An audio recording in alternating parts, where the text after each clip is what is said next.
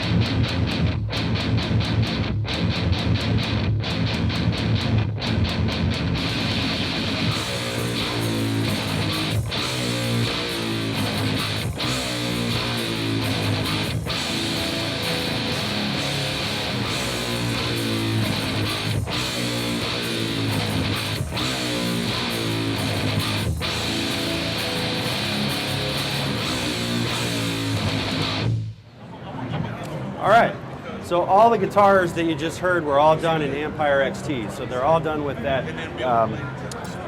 plugin, which actually what Ampire XT is, it's really just a, it's a amp modeler, amp simulating software. It's a plugin that comes with Studio One.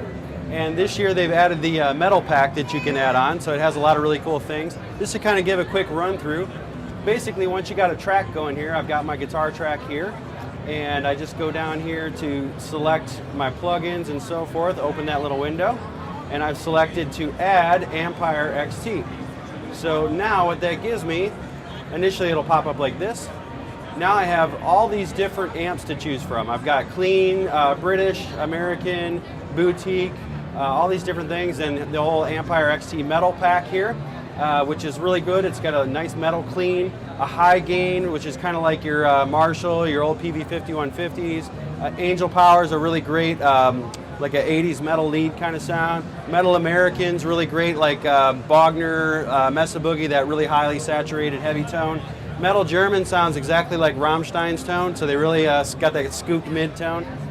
Gain Horse is like a Steve Vai, Eddie Van Halen kind of lead thing.